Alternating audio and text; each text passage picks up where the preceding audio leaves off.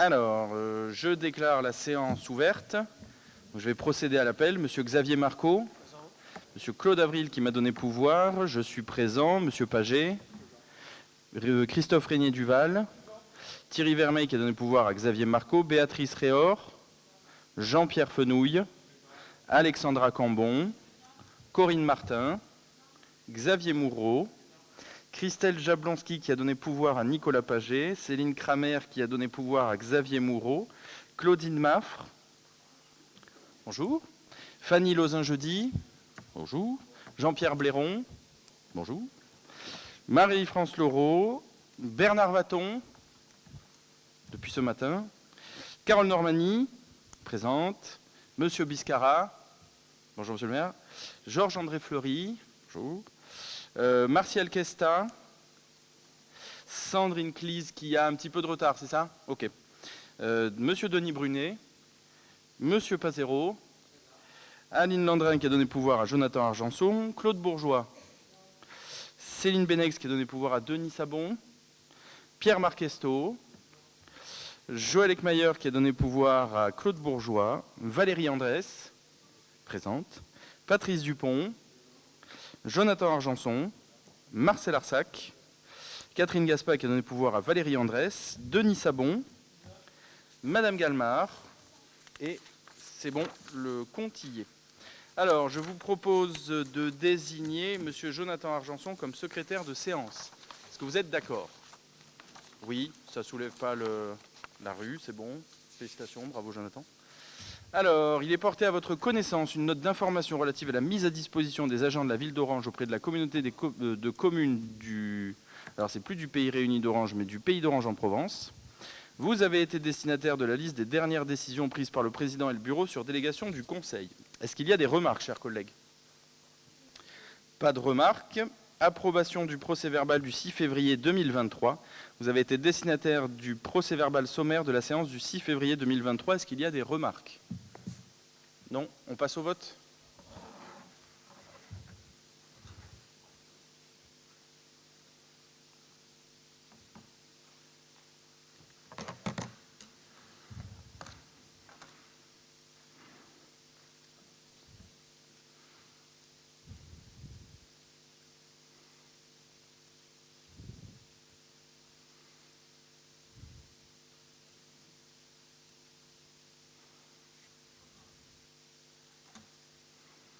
Il manque Monsieur Moureau, Madame Kramer, Madame Clis n'est pas arrivée, et Madame Fleury.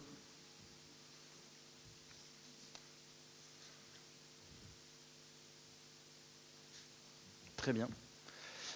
Alors, 37 votants, 35 votes, 33 exprimés, 33 pour, 2 abstentions. Le dossier est adopté, je vous en remercie. Dossier numéro 1, rapport d'orientation budgétaire 2023, Monsieur Nicolas Paget. Merci Président. Le premier point est relatif au rapport d'orientation budgétaire et je vais donc vous le commenter, même si vous en avez tous pris connaissance. Il est à mettre en perspective, bien sûr, avec la création du budget annexe mobilité, du budget annexe gestion des déchets, qui évidemment modifie toute comparaison avec l'exercice précédent. On va commencer dans un premier temps à analyser l'exercice 2022 dans son aspect financier, puis dans son aspect RH et l'onglet dette, avant de parler des orientations pour 2023. En premier lieu, on va commencer sur la section de fonctionnement. Il vous a été indiqué effectivement que les dépenses de fonctionnement baissent de près de 16%. Alors c'est évidemment en mettre en perspective, comme je vous le disais, avec la création du budget annexe gestion des déchets. Si on retraite ces déchets de ce budget, eh bien, on note que notre chapitre à caractère général, le 011, augmente et augmente de près de 5%. C'est relativement conforme à ce qu'on vit tous dans nos communes et c'est intimement lié à la crise inflationniste qui a commencé à nous frapper dès 2022 et qui va nous frapper fort en 2023. On a également le 012, les charges de personnel qui augmentent sensiblement sur l'exercice 2022. C'est lié aux différents dispositifs qui ont été mis en œuvre par le gouvernement et par l'administration sur l'année. Et puis également, on le verra ensuite, à une politique de recrutement sur notre EPCI. On a les charges d'atténuation de produits qui sont en baisse. Alors c'est une fausse baisse puisqu'elles sont comparées en 2021. En 2021, nous avions eu le rattrapage des 10% des attributions de compensation que nous n'avions pas versées en 2020, que nous avions versées en 2021. Donc c'est un poste qui est sensiblement le même d'année en année, avec une augmentation malgré tout de la taxe de séjour qui est liée à la reprise touristique et de l'attractivité de notre territoire. On a les autres charges de gestion courante qui continuent à augmenter d'exercice après exercice parce que notre intervention est de plus en plus significative auprès du syndicat mixte EG et du SMOP dans le cadre de la GEMAPI, et ça va continuer bien évidemment dans les années à venir. Sur les charges financières, un retrait sur ce poste-là de toute évidence, puisque le divorce avec Sorgue et Bédaride commence à porter ses fruits. Au niveau des recettes, elles sont en diminution. Là encore, c'est à mettre en perspective avec la création du budget annexe des déchets, puisque nous avons une baisse de 7 millions d'euros dans le chapitre impôts et taxes, qui est lié à ce transfert des recettes des ordures ménagères. Il est à mettre en perspective malgré tout qu'il y a une hausse de la taxe de séjour sur cette fonction-là, et puis une augmentation des produits des services du domaine, et c'est lié à la mise à disposition des effectifs auprès du budget annexe gestion des déchets. Au niveau de l'investissement, on a une augmentation des dépenses d'équipement, ce qui est un bon signal, ce qui signifie que notre territoire continue à investir et investit fortement malgré nos moyens, malgré la conjoncture. On investit dans nos moyens, mais on continue à investir. Elles sont en progression de 25%. Ça signifie surtout que nous avions des projets à maturité sur l'exercice 2022. Au niveau de nos recettes, elles sont en retrait. Alors en réalité, on a une augmentation de nos subventions. On a une augmentation puisqu'on a un remboursement de 200 000 euros sur le chapitre immobilisation financière que nous avions fait l'avance pour le budget annexe mobilité. Mais c'est surtout sur les excédents que nous avions mis en réserve, mais qui commencent à s'étioler, et vous le verrez, qui commencent à baisser d'année en année et qui vont poser des questions sur les exercices à venir. Ce qui nous amène à l'affectation des résultats et aux résultats. On a donc une section d'investissement qui termine avec les résultats reportés à moins 1 473 000 euros. Une section fonctionnement avec les résultats reportés qui termine à 5 500 000 euros. Et l'affectation des résultats vous sera proposée ainsi, avec le reste à réaliser en investissement de moins 2,6 millions en dépenses, pas de RAR en recettes. Nous avons donc un besoin de financement de 4 078 000 euros. Il vous sera proposé donc d'affecter du résultat fonctionnement 4 078 000 euros en investissement et de conserver 1 436 000 euros en fonctionnement. Vous avez ensuite un onglet sur la situation économique. Je vous laisserai en prendre connaissance. Je m'attarde juste quelques instants sur la CVAE, puisque la CVAE à présent va être compensée par une fraction de la TVA égale à la moyenne des montants de CVAE perçus entre 2020 et 2023, mais c'est surtout que c'est un impôt local qui est remplacé maintenant par une compensation étatique, et vous savez que comme toute compensation étatique, demain on peut très bien avoir des coefficients minorateurs et qui vont poser réellement souci sur notre dépendance vis-à-vis de la centrale. Au niveau des ressources humaines, comme on l'a évoqué dans les dépenses de fonctionnement, c'est un poste qui est en progression, d'abord sur les mesures du dégel du point d'indice, mais aussi sur le glissement vieillesse technicité. Vous le verrez un peu plus loin, on a près d'un tiers de notre effectif qui a plus de 55 ans, ce qui va générer un fort renouvellement dans les années à venir, et ça il faut donc s'y préparer. Vous avez une augmentation de 7% sur le traitement indiciaire et régime indemnitaire entre 2021, OCEA 2021 et BP 2023. C'est lié, comme je vous le disais, aux différentes opérations qui ont eu lieu l'an dernier de gel point d'indice, mais c'est aussi lié à l'accroissement de nos recrutements. Vous avez les avantages, vous avez les arrivées et les départs, un solde positif, on a 25 départs et 31 arrivées. Vous avez la pyramide des âges, comme je viens de vous l'évoquer, qui va poser question dans les années à venir. Vous avez la répartition des effectifs par catégorie hiérarchique et la répartition hommes-femmes par filière, avec bien évidemment une population plutôt masculine compte tenu des compétences qui sont dans notre PCI. Vous avez les mises à disposition ensuite, la mutualisation, qui est de la POP vers la ville d'Orange pour 14 ETP et de la ville d'Orange vers la POP pour 34 ETP. On passe ensuite à la dette. On a un EPCI qui est peu endetté. On est 4 fois moins endetté que les SORG du Comtat, ce qui signifie que nous avons la capacité de lever l'emprunt, d'utiliser cet effet levier. Et à ce titre-là, cette année, il vous sera proposé dans le budget primitif d'inscrire un emprunt de 5 500 000 euros qui sera levé notamment pour 3 750 000 euros au titre de la déviation. Au niveau des APCP, nous en avions 3 en cours, une sur Courthézon et 2 sur Orange. Et il vous est proposé, page 25, les APCP sur 2022 et la programmation à partir de 2023, avec bien évidemment Daladier qu'on retrouve, le pôle d'échange multimodal à Orange, le secteur gare à Courthézon, mais aussi la passerelle du Jonquier, à Caderousse, l'entrée de ville, etc. etc. Vous retrouverez ensuite nos orientations pour 2023, mais qu'on aura l'occasion de commenter à la présentation du budget primitif.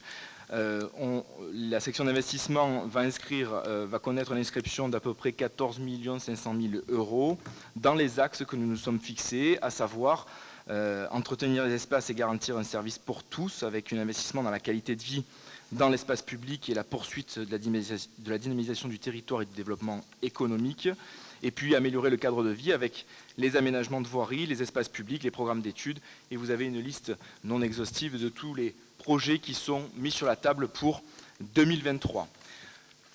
Bien évidemment, la section fonctionnement sera frappée par la crise inflationniste, et donc la prudence sera de mise pour cette année, notamment sur nos charges de fonctionnement. On passe au budget annexe. Budget annexe, vous savez que nous en avons 6, eau, assainissement et SPANC, mobilité, prestations de services, grange blanche et gestion des déchets, 1 de plus, 7. Le budget annexe de l'eau est arrivé en 2019, la compétence, c'est un budget qui a pris son rythme complet, avec un investissement de 2 500 000 euros sur l'exercice 2022, qui va se poursuivre bien évidemment sur 2023. 2022, c'est concentré sur Courthézon, les travaux sur la place du 8 mai et Jean Jaurès, la fonte 300. Sur Jonquier, différentes reprises de branchements et déplacements de compteurs. Et puis sur Orange, les avenues de l'Argent-Sol, de Daladier, de Courtebotte, l'impasse Chèvrefeuille et Limousin. Ce qui nous donne en résultat une section d'investissement à 827 000 euros, en exploitation à 1 93 000 euros. On a des RAR pour 2022 en dépenses de 209 000 euros. Ce qui nous donne donc un résultat de 527 000 euros pour la section investissement et 1 93 000 euros pour la section d'exploitation. Au niveau de l'assainissement, c'est une année qui a été marquée par la création des 2 steps de Caderousse et de Jonquier, par le lancement des 2 steps, avec un investissement relativement fort, 2 890 000 euros qui ont été investis. Un résultat qui est donc à 1,5 million, avec des résultats reportés qui nous donnent un résultat de clôture à moins 47 000 euros. Des RR relativement importants, 3 700 000 euros. Et donc, la section d'exploitation qui termine à 1 105 000 euros, qui sera intégralement affectée à la section d'investissement. Et en 2023, eh bien, on inscrira à peu près 2 200 000 euros qui concerneront les travaux d'extension, les modifications et les entretiens de réseau, mais aussi les chemisages que nous avons commencé en 2022, la déconnexion, la sécurisation des réseaux et les différents frais d'études. On a toujours GB2, dans l'espoir de pouvoir ouvrir GB3 rapidement. GB2 reste ouvert et sera clôturé cette année puisqu'il nous reste un solde de subvention à percevoir. Et ensuite, le budget pourra être clôturé. Le budget annexe suivant, c'est les prestations de services, vous le savez, archivage, informatique, etc. etc. Ce n'est pas un budget trop important, c'est 320 000 euros de dépenses, 322 000 euros de recettes, un petit résultat et un résultat reporté de 53 000 euros, ce qui nous porte à 54 000 euros. Le SPANC, c'est le plus petit budget de la CC Pro, c'est les contrôles que nous pouvons réaliser. 8 222 euros en dépenses, 4 200 euros en recettes. On a un résultat négatif de 4 000 euros, un résultat reporté de 7 006, ce qui nous donne un résultat de clôture de 3,5 millions. Nous avons ensuite le budget annexe mobilité qui commence à prendre son régime de croisière. En fin d'année, nous avons commencé à avoir l'intégralité des recettes que nous devions percevoir. Vous savez que ça a mis du temps avant que nous puissions rentrer l'intégralité des recettes. L'exercice 2022 se termine comme suit. En investissement, nous avons 479 000 euros d'investissement, 187 000 euros de recettes, ce qui nous donne un résultat de 291 512 euros en négatif. Un résultat reporté 2021 de 647 000 euros, ce qui nous donne un résultat de clôture de 356 000 euros. En exploitation, 1 672 000 euros, 1 961 000 euros en recettes, un résultat positif de 288 000 euros. Avec les résultats reportés de 2021, cela nous porte à 295 000 euros et l'affectation restera sur l'exploitation. En investissement, on a des RAR de 224 000 euros avec une reprise de 131 000 euros. C'est notre section à la fin, après prise en compte des RAR. En 2023, on inscrira principalement les frais d'études pour le schéma directeur cyclable pour 40 000 euros, puisque ça sera notre base de travail pour les années à venir, et un peu moins de 40 000 euros pour la radiobus et les racks à vélo. Et enfin, le dernier budget annexe, gestion des déchets. Gestion des déchets que nous avons évoqué tout au long de la présentation, avec 1 380 000 euros en investissement, 1 850 000 euros en recettes d'investissement, en résultat donc de 470 000 euros, et en exploitation, 8 800 000 euros, 9 200 000 euros en recettes, un résultat donc de 363 000 euros. Et les inscriptions seront pour 1 million d'euros en 2023, peu ou prou, pour des bacs, pour des ponts à bascule, des broyeurs végétaux, des compacteurs rouleaux, du composteur, du matériel nécessaire à la bonne exécution de nos missions. On fait un petit focus sur l'office de tourisme. On va poursuivre nos missions, bien évidemment, en 2023. On va continuer à s'engager sur la démarche qualité de tourisme avec l'objectif d'une certification en 2024. L'office de tourisme compte 7 agents sur 3 sites avec un directeur qui est contractuel de droit public. Le financement, c'est les taxes de séjour. Et puis, au regard des missions qui sont confiées à l'office de tourisme dans le cadre de la convention d'objectifs, la CC Pro, la POP, verse une subvention de 300 000 euros sous réserve de l'analyse des résultats de l'exercice N-1, du montant d'encaissement de la taxe de séjour, des produits nouveaux ou abandonnés et des événements spécifiques de l'année. En conclusion, on a une année 2022 de bonne facture qui nous a permis de réaliser des projets d'investissement structurants pour notre territoire qui étaient à maturité. On va poursuivre nos investissements sur l'année 2023 et ils vous seront proposés dans le cadre du budget primitif. Mais évidemment que le contexte inflationniste, évidemment que la politique menée par les banques centrales européennes pour lutter contre cette inflation qui va perturber le système bancaire et financier aura une répercussion sur nos modes de fonctionnement. Et donc il faut être particulièrement attentif sur nos coûts de fonctionnement. Je crois qu'on est tous concernés dans nos communes, notamment sur nos dépenses à charge à caractère général. Monsieur le Président, à vous la parole. Merci beaucoup, Nicolas. Est-ce qu'il y a des questions, chers collègues, sur ce rapport d'orientation budgétaire? Oui, Madame Normani. Oui, donc bonjour à tous. J'avais quelques questions. Donc, concernant l'augmentation des heures supplémentaires des agents, on passe de 117 heures à 2368 heures. Donc, je me posais la question de cette augmentation. Concernant la gestion des budgets des investissements en cours, je me suis focalisée un peu sur les deux plus gros budgets, le pôle multimodal et la requalification du boulevard d'Aladier. Et donc on arrive, si je reprends les données budgétaires du tableau du PPI, à un montant global pour le pôle multimodal de dépenses de 13,9 millions d'euros et pour le boulevard d'Aladier de 6,5 millions d'euros. Du coup, pour le pôle multimodal, il avait été annoncé 13 millions, dont les 2 tiers financés par les partenaires Europe, État, Région, Département, SNCF, ce qui établit le dépassement du budget à 7% environ. C'est ce qui paraît quand même somme toute raisonnable. Pour le boulevard d'Aladier, en fait, en revanche, comme je vois les années précédentes des montants de budget initiaux qui ont varié, en fait, je me demandais, on est passé de 3,6 millions à 5,6 millions, donc voilà, je me demandais entre 2021 et 2022. Donc je me demandais du coup quel était le montant de l'appel d'offres retenu pour le boulevard d'Aladier, au final, du montant global. Et du coup, à combien était estimé le dépassement budgétaire pour ce dossier. Et j'en profite pour demander pour la énième fois le détail du compte de ce budget, s'il vous plaît. Je l'avais demandé aussi pour l'argent sol. Si je pouvais avoir le détail des comptes pour ces deux budgets, ça nous permettrait de pouvoir l'étudier tout simplement, en toute transparence.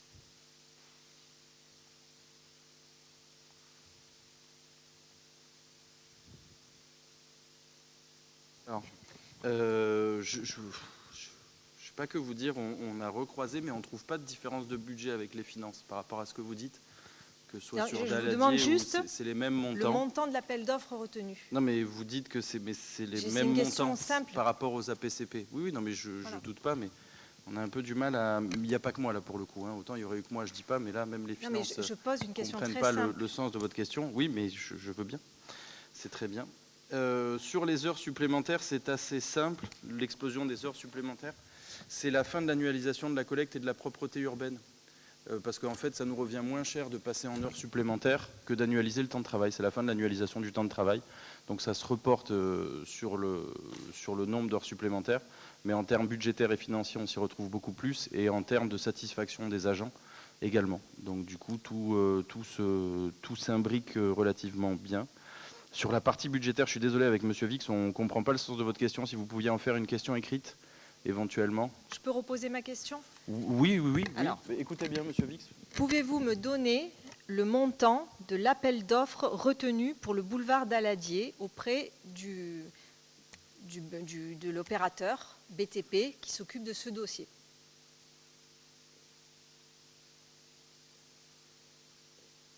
Alors, l'appel d'offres, je l'ai pas sur moi.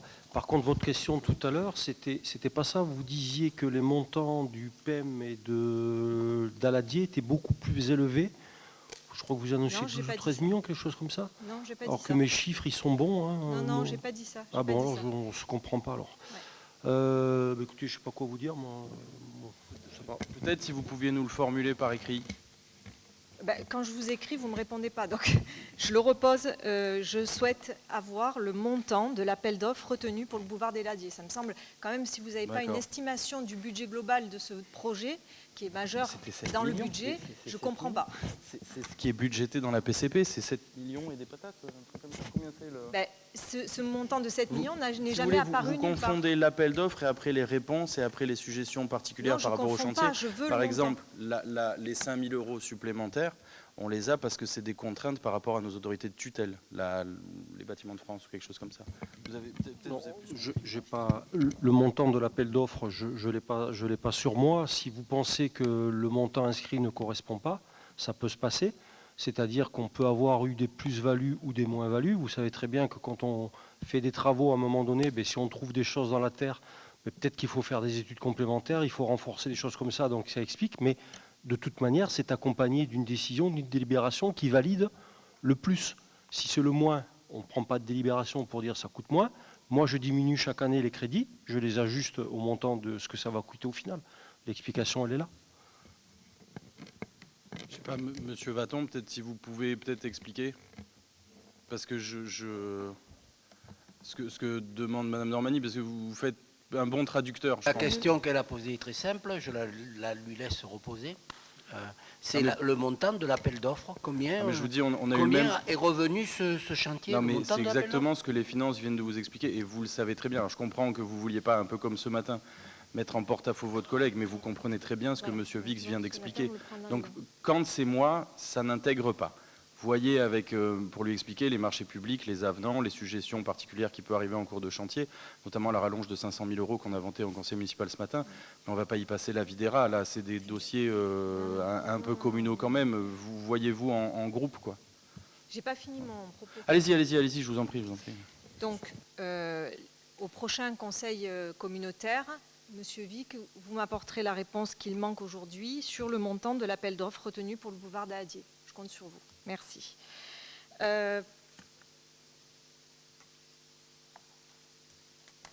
Voilà. Je peux continuer ? Ah oui, je vous en prie, ce serait dommage qu'on s'en passe. Donc, par rapport au futur projet, du coup, je regrette 3 choses. L'absence de projet relatif aux énergies renouvelables. Cela donnerait un peu d'oxygène en termes de poids aux dépenses énergétiques, au budget des dépenses énergétiques. En l'absence de projet d'investissement sur la question du tri des déchets, comme rien n'a été anticipé sur la fermeture de Delta Déchets, nous nous retrouvons pieds et poings liés avec le site de Vedène, qui a conduit à augmenter les taxes des ordures ménagères de 40%, je le rappelle. Sachant de surcroît que les Orangeois ne sont pas contents, en plus de la qualité du service, on a eu droit à une réunion publique où ce mécontentement s'est fortement exprimé. Je le dis pour les personnes qui n'ont pas assisté à cette réunion. Notre seule voie pour réduire la facture globale est donc de trier nos déchets pour faire diminuer le tonnage. Il est donc primordial de mettre en place une politique de tri incitative et d'investir sur ce sujet. Ensuite, concernant le projet de Grange Blanche 3, donc je regrette que l'étude n'ait pas été mise en œuvre dès 2020, comme nous l'avions préconisé à de nombreuses reprises pendant la campagne des municipales et à de nombreux conseils. Du coup, d'après le PPI, rien n'a été programmé ni budgétisé pour 2024-2026. D'autres zones artisanales devraient être déjà en cours d'étude. Par ailleurs, vous décrivez Grange Blanche 3 comme une zone commerciale. C'est ce qui est écrit sur le PPI, hein. Peut-être qu'il y a eu une erreur. Là encore, nous avons alerté sur la saturation des zones commerciales qui vident le centre-ville de ses boutiques. Donc, pourquoi lancer une étude sur une zone commerciale alors que nous avons vraiment besoin de zones artisanales? Alors, en conclusion, je dirais que tout ceci, en fait, est le résultat du manque de vision pour la dynamique économique du pays d'Orange depuis 20 ans. Les conséquences du divorce avec Sorgues et Bédarrides pèsent très lourd sur les finances de la POP, car ces deux communes, à elles seules, amenaient 50% de la fiscalité de notre intercommunalité. Lorsqu'elles sont parties, il était prioritaire d'investir dans des projets engendrant des recettes fiscales, d'où mon rabâchage des zones artisanales. On voit bien que le seul projet de Grange Blanche 2 ne suffit pas à équilibrer le budget et à nous donner une vision d'avenir sur nos investissements. Or, il est de la responsabilité du président de la communauté de communes d'impulser une direction et un projet de territoire. Aujourd'hui, il est flagrant, Monsieur le Président, que vous n'avez pas pris le problème à bras-le-corps. La situation est d'autant plus alarmante qu'en cas de déficit supérieur à 5%, la CRC pourrait saisir le budget principal de la POP. Cela veut dire que notre communauté de communes n'aurait plus la main sur la fiscalité, ce qui veut dire concrètement une augmentation des taxes et des impôts à la main de la CRC.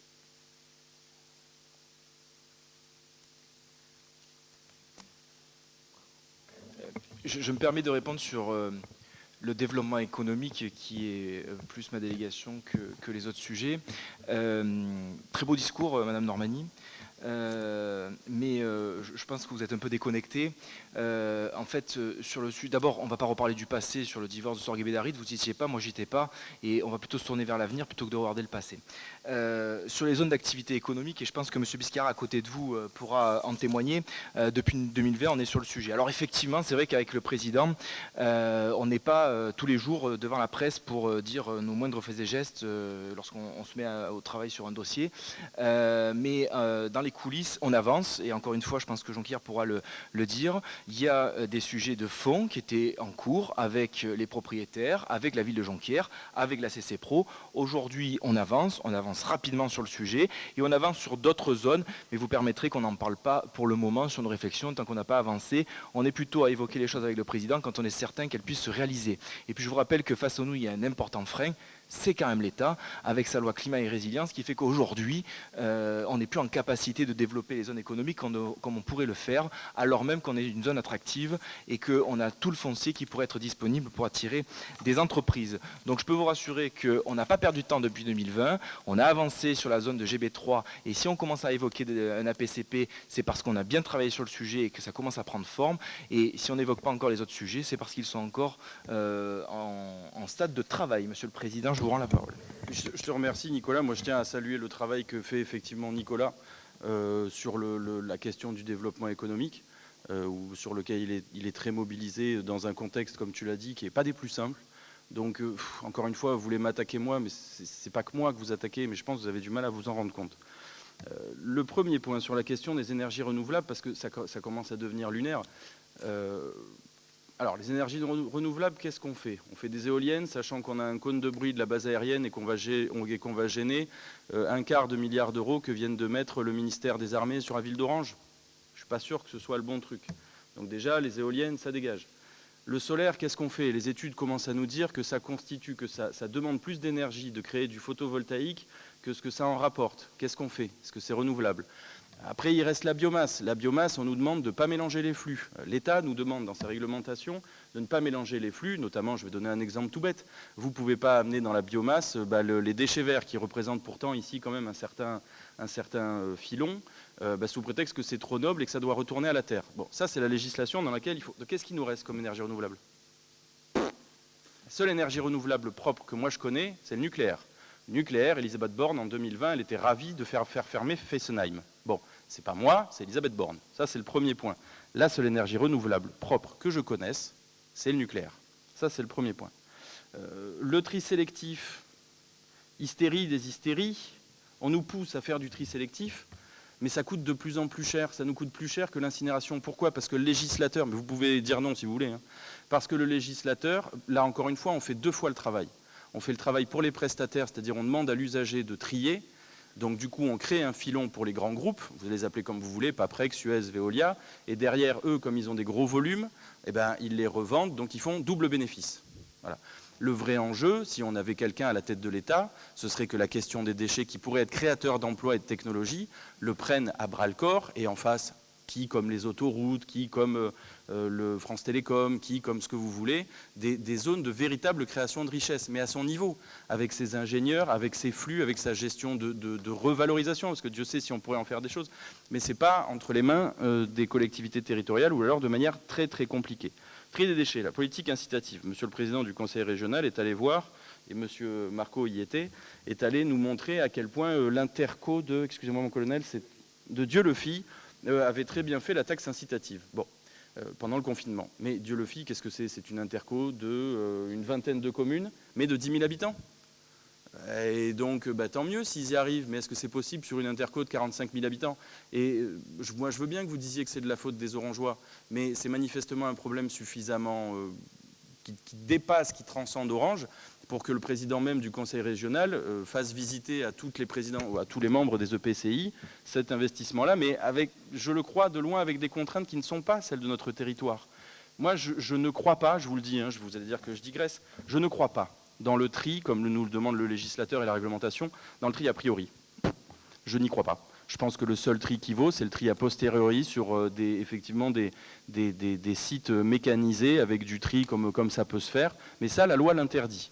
Alors, je ne sais pas, parce que le législateur et la réglementation a estimé que tout ce qui était dans le bac noir des poubelles était supposé polluant. Je ne sais pas si vous, chez vous, vous mettez des piles à combustion nucléaire dans vos poubelles noires, mais hormis ça, je ne vois pas bien ce qu'on peut sortir qui ne pourrait pas être sorti dans du tri, grâce à du tri biomécanique.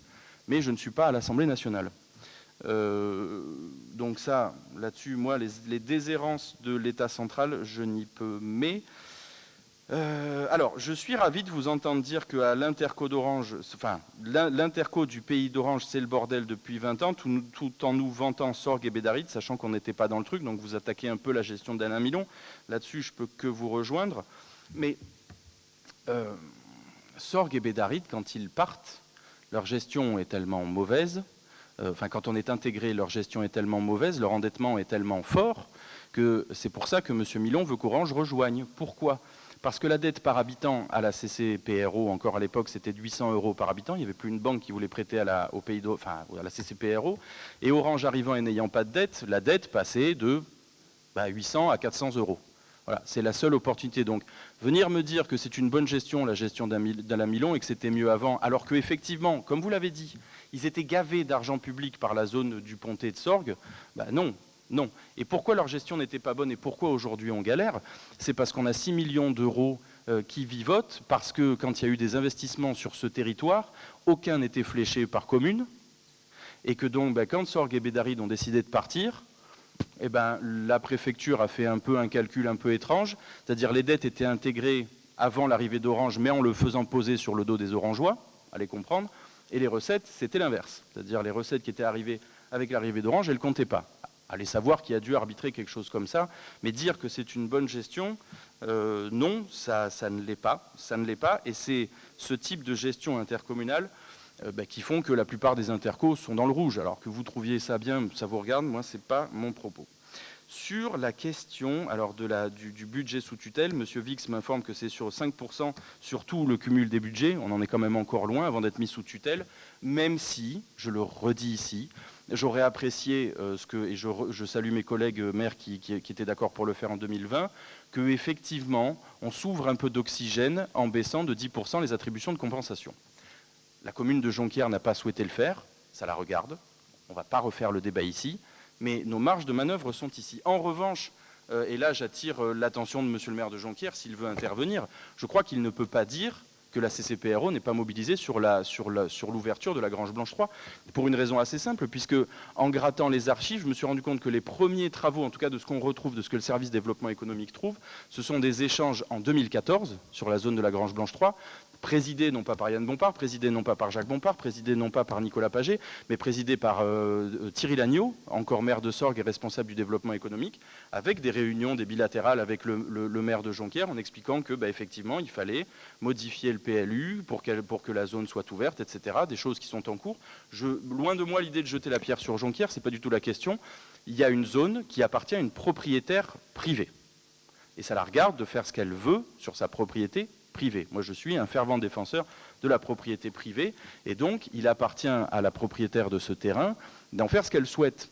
Mais on ne peut pas, décemment, ou alors on ne veut plus respecter le droit de propriété, on ne peut pas forcer cette dame à choisir l'activité qu'elle veut mettre. Donc, on a de nouveau eu des échanges avec monsieur le maire de Jonquière, on lui a dit qu'on était prêt, on était dans les starting blocks depuis 8 ans, la CCPRO, institution, pas les Bompard, hein, dans les starting blocks pour que ça s'ouvre.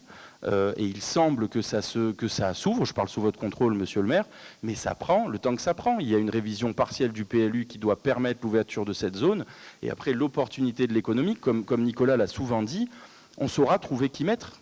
Je ne suis pas trop inquiet là-dessus, enfin, je parle sous ton contrôle, mais je pense que, comme je vous l'ai déjà dit, on est plutôt sur un carrefour européen avec une contrainte, autoroutier européen, avec une contrainte, comme l'a dit Nicolas, qui était plutôt celle de la zéro artificialisation nette, macroniste, que j'ai toujours du mal un peu à comprendre, mais on n'est pas sur un problème de besoin de commercialité. C'est ça, du monde, on en trouvera. Je crois que j'ai répondu à tout. Non, on va tourner. S'il y a monsieur le maire, si vous souhaitez intervenir, oui, je vous en prie.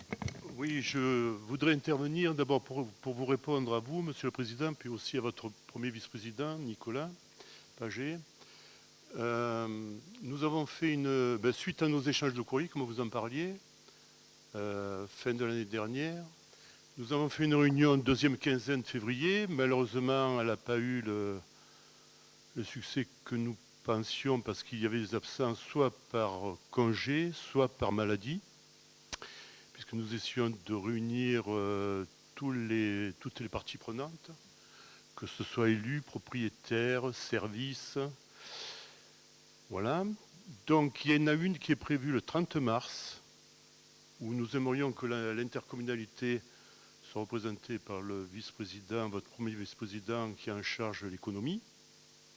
J'espère que M. Paget pourra venir, est invité aussi son directeur de cabinet, parce que la question qui se pose, c'est de savoir quand même si l'opération sera faite par le propriétaire, ou si l'intercommunalité CCPOP achète le foncier. Il va falloir quand même qu'on ait une discussion très claire à ce niveau-là. Nous, n'importe comment, comme on vous l'a dit dans le courrier, ça a été très clair notre courrier à votre réponse. La modification ne peut se faire que si on a quand même des certitudes comment on mène cette modification. C'est pour ça qu'il est impérieux que toutes les parties prenantes invitées soient présentes à cette réunion pour définir quand même la stratégie que l'on va employer, parce que je rappelle que c'est l'intercommunalité CCPOP qui a la compétence au niveau de l'économie.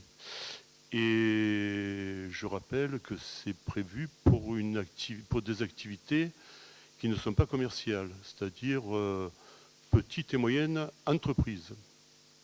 C'est avant tout ce qu'il faut pour essayer de rééquilibrer la partie sur courte saison qui, à mes yeux, même si tous les locaux sont occupés, pour équilibrer un peu la logistique qui est sur la Grange Blanche 2, me semble-t-il. Mais c'est un avis personnel. Mais je pense qu'il est partagé. Voilà, Monsieur le Président, ce que je voulais vous dire, mais il y a pas de...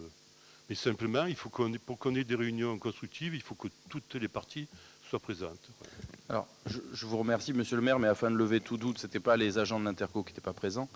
Et d'autre part, ce que je souhaitais qu'il soit quand même souligné ici, parce que c'était l'accusation initiale, c'est que, et je pense que je peux parler sous votre contrôle, sauf si vous le jugez autrement, mais on ne peut pas dire, parce que c'était ma conclusion, que la CCPRO n'était pas mobilisée sur le sujet.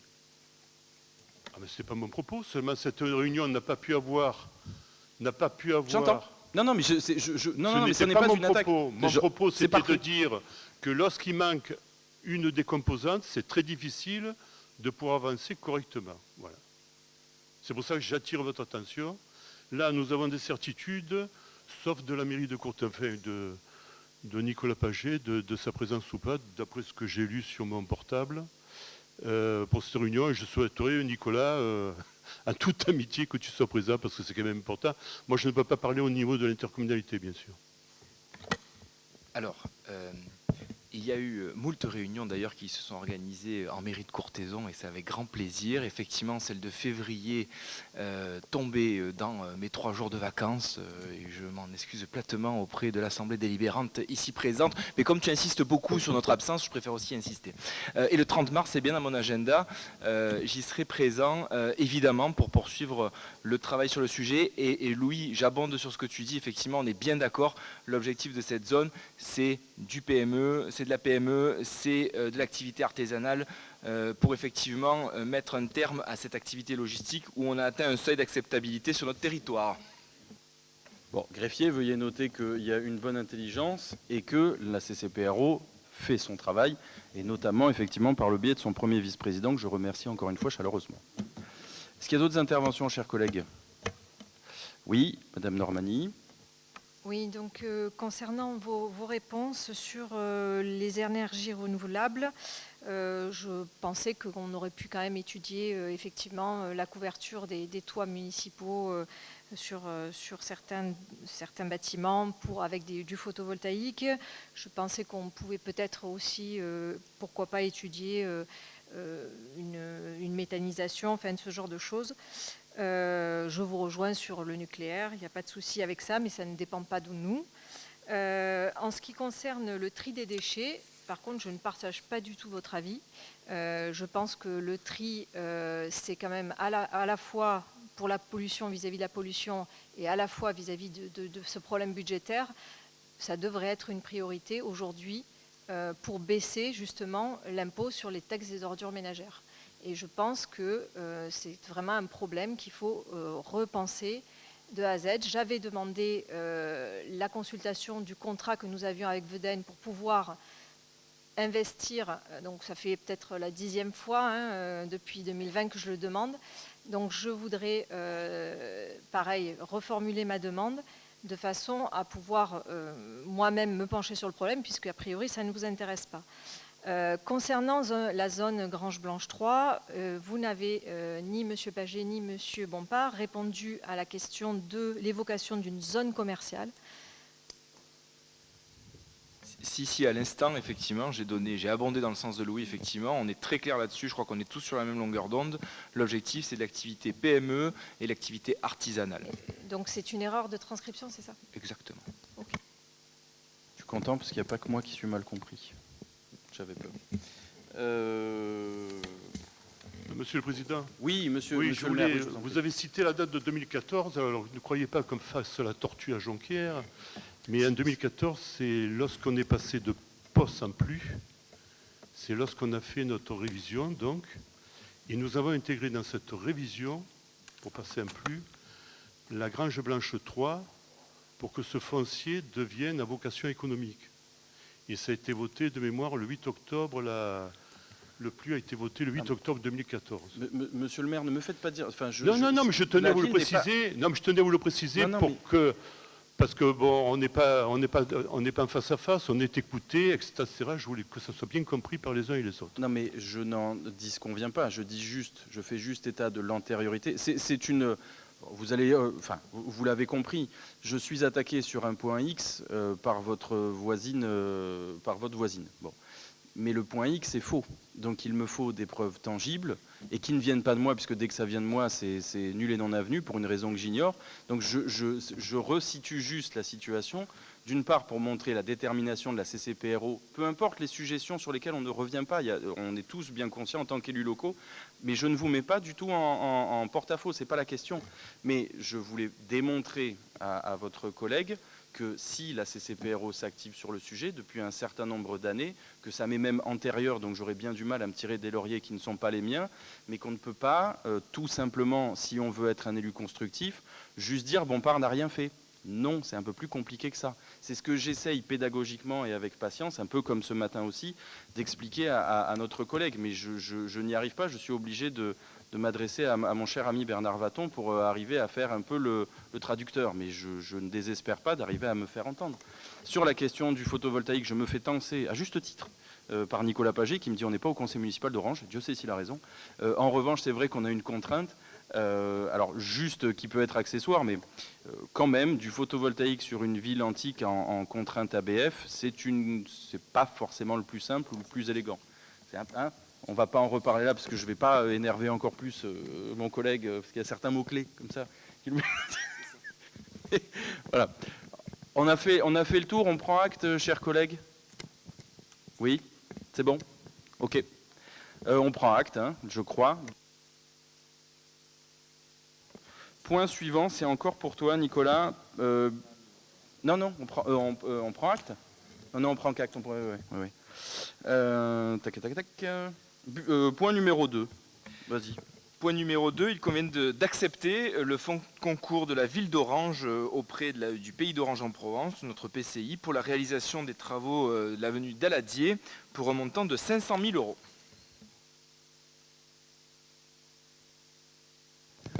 €. Est-ce qu'il y a des questions? Ne votez pas contre tous en même temps, hein, parce que encore une fois, bon, oui, c'est un des beaux projets. Effectivement, c'est une rallonge et pas des moindres, suite à des contraintes ABF de mémoire, c'est ça. Mais c'est vraiment la plus-value de cet investissement sur le boulevard Daladier. C'est un peu l'image de notre interco quand même, aussi en partie, hein, pas que. Je ne veux pas tout tirer la couverture à Orange, mais ça aurait été dommage. Donc du coup, Orange aligne. Voilà. Est-ce qu'il y a d'autres questions, chers collègues? Non? Ok. On passe au vote.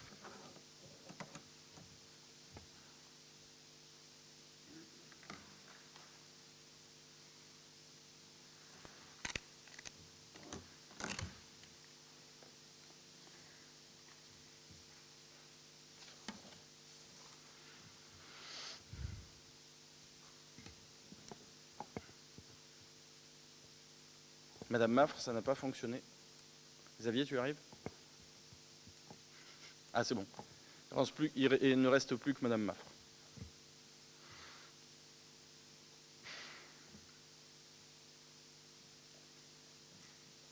On est bon. Ah non, Madame Maffre, pardon, excusez-moi.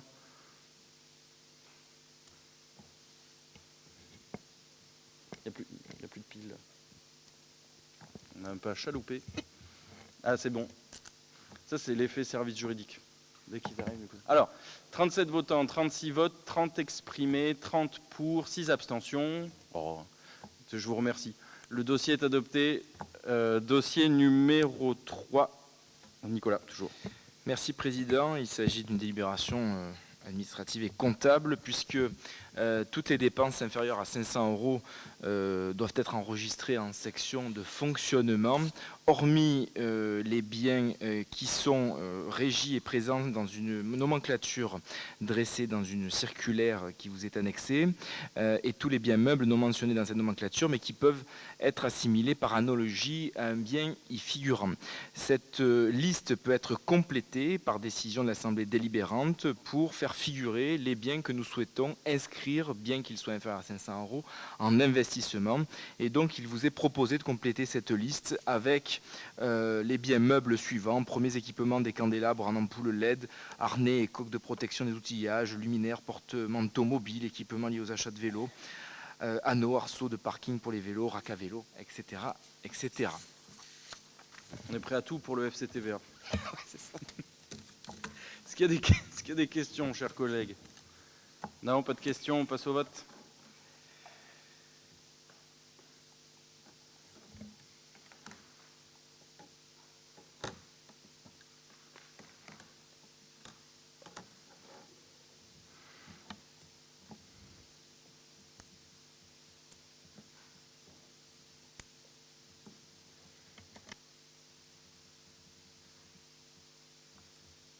Alors, 37 votants, 36 votes, 36 exprimés, 36 pour. Le dossier est adopté à l'unanimité, je vous en remercie. Et dossier numéro 4, toujours Nicolas. Merci. Il convient d'adopter une convention partenariale avec la région Provence-Alpes-Côte d'Azur relatif aux aides économiques. La région s'est fixé un objectif à travers le schéma régional de développement économique, d'innovation et d'internationalisation. Et cette convention a pour objectif de fixer le rôle de chacun, à la fois la région en matière d'aide aux entreprises, puisqu'elle est seule compétente avec l'État pour définir les régimes d'aide et pour décider de l'octroi des aides aux entreprises, et pour le PCI en matière d'aide à l'immobilier d'entreprise, puisque cette fois-ci la situation est inversée. La région n'est pas compétente de plein droit et doit donc conventionner avec les EPCI à fiscalité propre s'ils souhaitent participer au financement des dispositifs mis en place. Merci Nicolas. Est-ce qu'il y a des questions, chers collègues? Non? On passe au vote.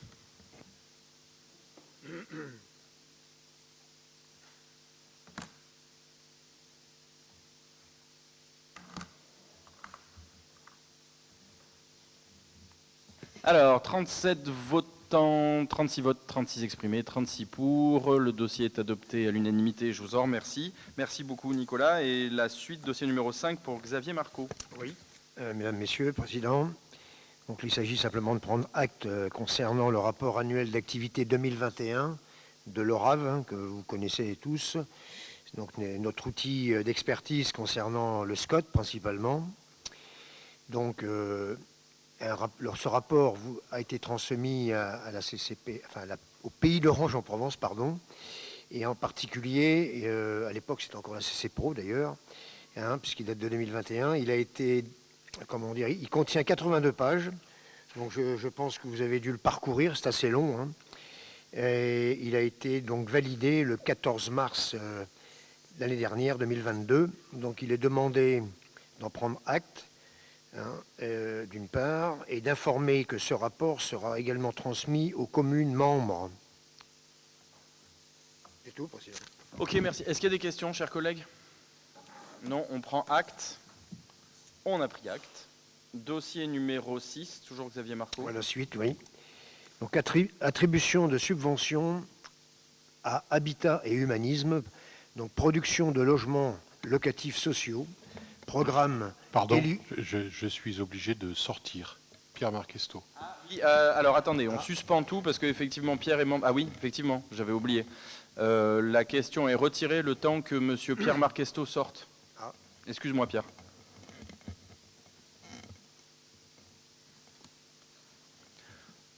Greffier, veuillez noter la sortie dans le PV de monsieur Marquesto. Pierre, c'est de la gourmandise là. Ah oui, non, ne prends pas la... Hein, si tu votes à distance, ça marche quand même.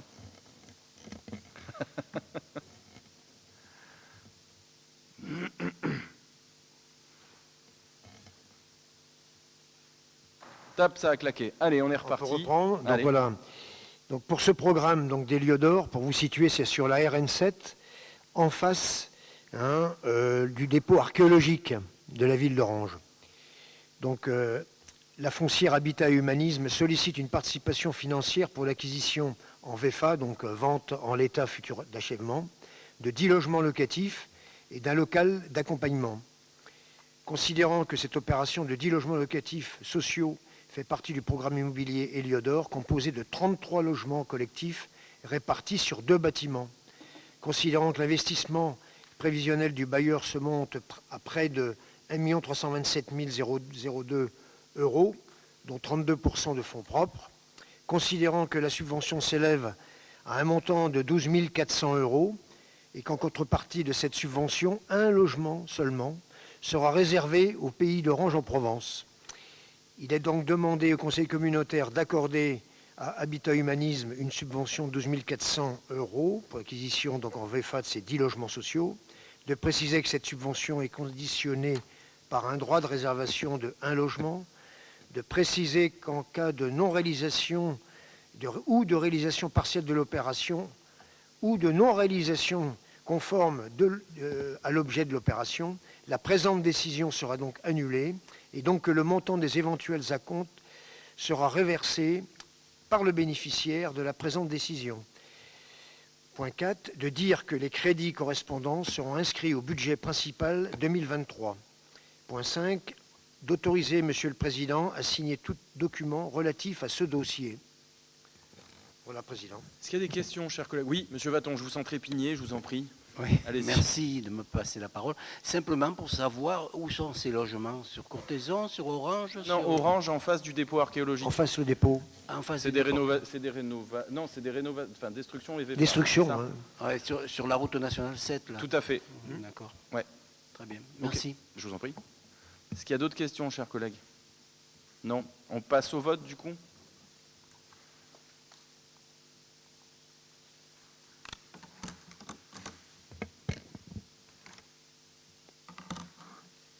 Oui,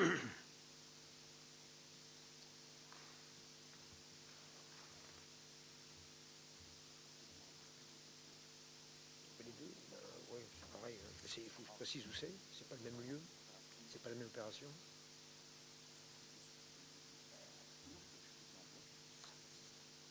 Je sais pas.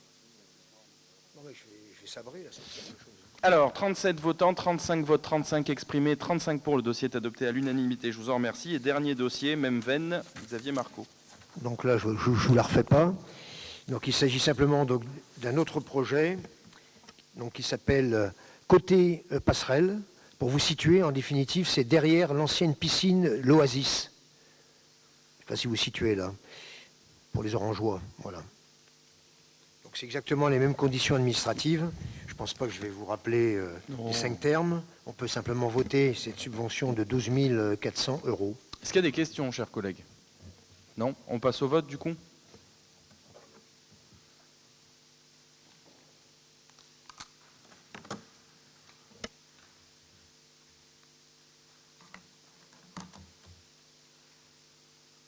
Vous pouvez fermer parce que Pierre ne peut pas voter à celle-là. Alors, parfait. 37 votants, 35 votes, 35 exprimés, 35 pour. Le dossier est adopté à l'unanimité. Je vous en remercie et la séance est levée. Merci à tous.